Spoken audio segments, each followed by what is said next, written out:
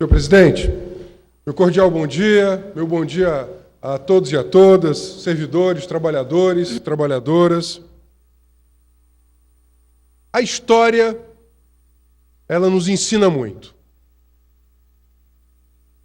Em 1983, quando de outra seca, 1983, 33 anos atrás, entre 10 e 12 mil camponeses e camponesas, trabalhadores rurais, sertanejos, de todo o Ceará, animados desde anos anteriores pelo movimento contra a carestia, foi um movimento nacional, naquele momento, que palmilhou campo e cidade, denunciando a carestia dos alimentos, do custo de vida. Aqui no Ceará, ganhou conotação ainda mais grave nas jornadas de luta contra a fome. Jornadas de luta contra a fome. Esta Assembleia presenciou, naquela época, em 1983, a chegada aqui, nos arredores da Assembleia, de mais de 10 mil pessoas, há 33 anos atrás. O que essas pessoas denunciavam? O abandono do Estado frente à sua condição na seca. Elas estavam abandonadas. Era a época das frentes de serviço, em que o máximo de convivência com a estiagem era ofertar frente de serviço. Numa ladainha que se repetia seca após seca. Passaram-se 33 anos. Ontem, militantes, ativistas, camponeses e camponesas, agroecologistas, aqueles que militamos um outro padrão de convivência com o semiárido, ocuparam a sede da Secretaria de Recursos Hídricos. É uma batalha pela água que se repete no Ceará. 33 anos depois, e a história se repete. Ontem, os movimentos do Cariri, do Vale de Jaguaribe, do Sertão Central, da Zona Norte, do Sertão de Crateús e Inhamuns, dos litorais leste e oeste, ocuparam a SRH, a Secretaria de Recursos Hídricos, para reclamar da ausência de políticas de convivência com o semiárido. Eu estou falando nesse momento, e queria que, obviamente, houvesse aqui interlocutores, sobre um dos problemas mais graves que o Ceará tem na sua história, que é o da convivência com o semiárido. Hoje nós temos uma situação de colapso. Os cientistas hoje, todos eles dizem, as estiagens vão se agravar em razão das mudanças climáticas. Portanto, nós deveríamos ter aprendido com a história. Nós não deveríamos ter impulsionado um modelo econômico que é um modelo que atraiu empresas hidrointensivas, ou seja, que consomem muita água. As 3 termoelétricas juntas, hoje instaladas no Ceará com subsídio público, instaladas com recursos financeiros do Estado, com infraestrutura pública, com abatimento no preço da água, com isenção fiscal, elas consomem água suficiente para dar água para beber a mais de 6% da população do nosso Estado. É por isso que nas pautas de ontem havia, entre outras coisas, a reclamação para que o artigo 11 da Lei Estadual de Recursos Hídricos ele fosse cumprido. O que diz o artigo 11 da Lei Estadual de Recursos Hídricos? Que, em situações de estiagem, é possível determinar de forma total ou parcial a suspensão de outorga de direito de uso de água. Outorga é autorização para o uso da água bruta. Para você que está nos ouvindo, existem outorgas, autorizações, de centenas de litros por segundo para o grande agronegócio, para a produção de energia elétrica, para a produção industrial. Veja, nós estamos numa situação emergencial. Nós temos que resolver se nós vamos cumprir a lei, e a lei diz, em situação de estiagem, a prioridade é o ser humano. É isso que diz a lei. Em situação de estiagem, a prioridade é o ser humano. Portanto, entendemos que a prioridade não está sendo cumprida. Por isso mesmo que ontem foi entregue, deputada, uma pauta à Secretaria de Recursos Hídricos. Nos poucos minutos que me restam, eu queria dizer, temos, no Vale do Jaguaribe, a necessidade de permitir o acesso das comunidades ao aquífero Jandaíra, pela perfuração de poços profundos. Estes hoje estão atendendo, sobretudo, o agronegócio, a grande fruticultura. A suspensão total ou parcial daqueles que fazem uso intensivo da água. No caso da água do Castanhão, do Eixão das Águas, em especial a questão da qualidade. Deputada doutora Silvana, o leito do rio Quixeré, a senhora que é médica, o leito do rio Quixeré, já foi constatado que a água dos poços do leito daquele rio tem mais de 11 tipos de veneno, 11 tipos de agrotóxicos. Portanto, é um tema de quantidade e de qualidade dessa água. Ainda em relação àquela região, as comunidades da barragem do Figueiredo continuam a denunciar a negação dos seus direitos. No Cariri, as comunidades potencialmente atingidas pelo CAC, pelo Cinturão das Águas, continuam a reclamar que não tem informação, não tem indenização, não foram tratadas dignamente, e essa continua a ser alardeada como a principal obra hídrica do governo Camilo Santana. Mas até agora tem trazido muitos prejuízos às comunidades atingidas pelo CAC. Saneamento básico na Grande Fortaleza. Não tem sentido, não há sentido, um Estado que entra no 5º ano de estiagem não ter feito investimentos sólidos para reduzir o desperdício de água potável pela quebra da rede e tampouco pela reutilização das águas servidas. Hoje, no mundo inteiro, em regiões que não têm água, se faz reutilização da água servida. É tão interessante, algumas fantasias chegam ao Ceará e ganham as páginas dos jornais. Vamos fazer uma usina de dessalinização. Isso é muito mais caro do que melhorar o saneamento da Grande Fortaleza, abrangendo toda a região metropolitana, e fazer reutilização da água servida. Seria muito mais barato, seria mais saudável, nossa população ganharia em saúde e o poder público ganharia em economia de recursos, ao invés de estar falando, por exemplo, em alternativas mais caras, muito mais caras, como é, por exemplo, a dessalinização em grande escala. Por fim,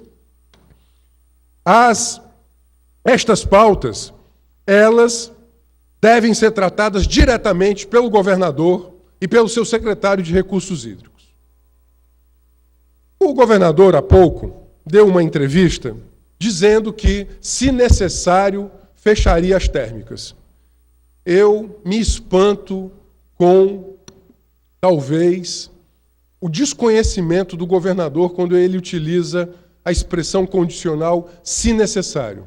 Senhor governador, o Castanhão está com menos de 8%. Agora o Oroz também vai ser utilizado para, ao invés do abastecimento humano, também para dar vazão a essa sanha consumidora hidrointensiva de grandes empreendimentos. Não se trata mais de se necessário. Nós estamos tardando, perigosa e irresponsavelmente, em não fechar as térmicas. Eu quero mais uma vez dizer isso. É a enésima vez que eu ocupo a tribuna dessa casa falando do colapso hídrico do estado do Ceará.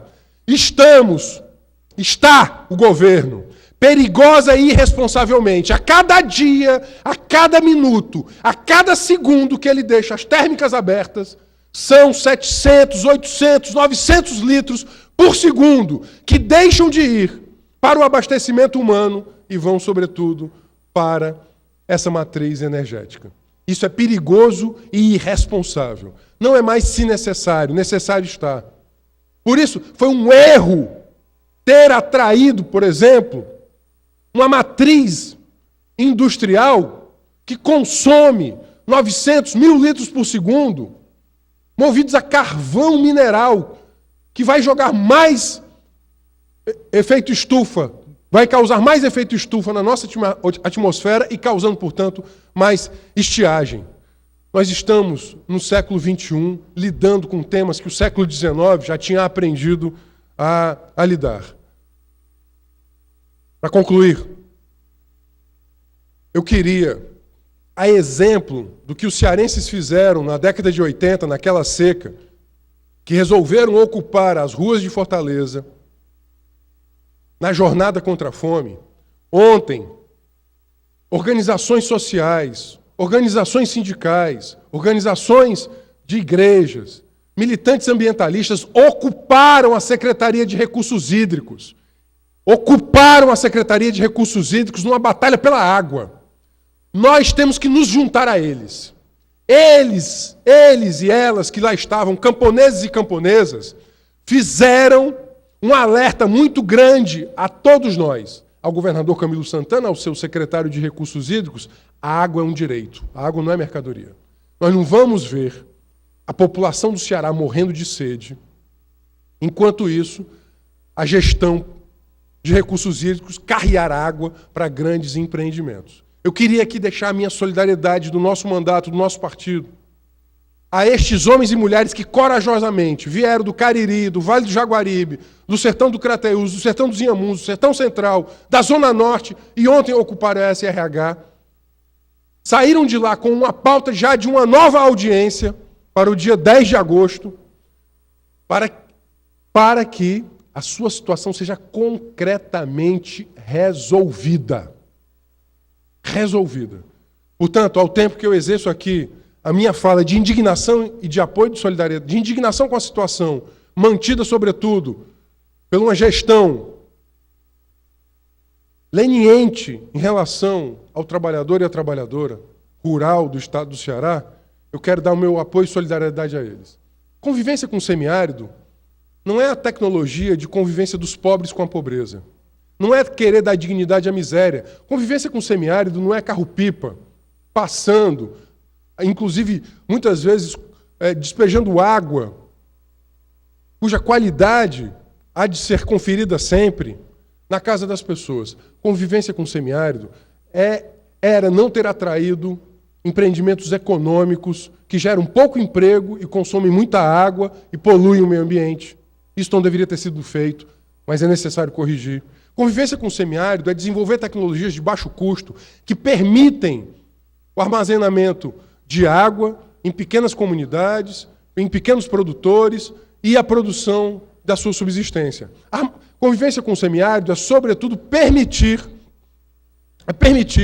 que a nossa economia do campo ela seja valorizada, sobretudo para o consumo interno, para a poupança interna e não simplesmente para a grande indústria agroexportadora. Convivência com o semiárido é nós dedicarmos pesquisa e extensão das nossas universidades estaduais exatamente para isso, para a convivência com o semiárido. É desenvolvermos uma matriz energética que não nos faça mais dependentes de uma matriz energética suja. Daí a necessidade de entendermos o convívio da água e da energia como fundamentais para a dignidade do campo. Portanto, eu concluo, deputada, dizendo mais uma vez que ou alteramos profunda e radicalmente o modelo de gestão das águas no Ceará, ou todos nós pereceremos.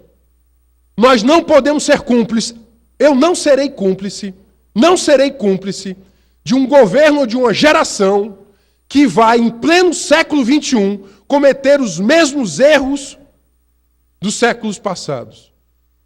Aquelas 10 mil pessoas que chegaram aqui nas portas da Assembleia nos anos 80, na jornada contra a fome, elas deveriam ter deixado um legado que, lamentavelmente, não foi aprendido por nós. As pessoas, centenas de pessoas que foram ontem à SRH, elas retomam esse legado e, portanto, fazem esse alerta. Nós não temos mais tempo a perder, nós não temos mais o direito de errar. Porque nesta luta, a luta pela água, ela reverbera e concretiza o que é a luta de classes.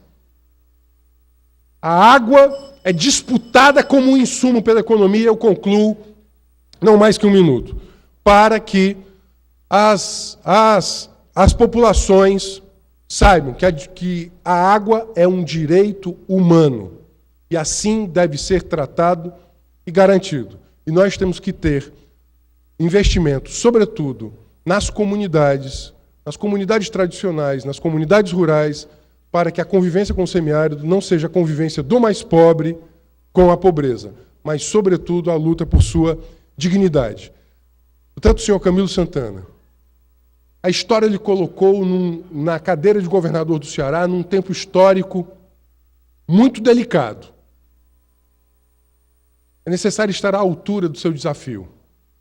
É necessário ter a coragem e a capacidade de tomar as decisões no tempo certo. E as decisões no tempo certo nos ensinam que é necessário garantir água para o abastecimento humano, conforme diz a Lei Nacional de Recursos Hídricos e a Lei Estadual de Recursos Hídricos. E como nos diz o bom senso, não tem sentido ver o cearense acorrer à capital novamente numa batalha pela água quando a gestão governamental do seu Estado garante prioridade para a água para grandes empreendimentos econômicos. Essa batalha de ricos contra pobres, que se revela também na batalha pela água, ela nos obriga a ter lado. O nosso lado é o lado do sem terra, do sem teto, do mais pobre, do camponês e da camponesa. Portanto, os nossos esforços econômicos, políticos, éticos, tecnológicos, intelectuais, têm que estar ao lado desse homem e dessa mulher. Muito obrigado.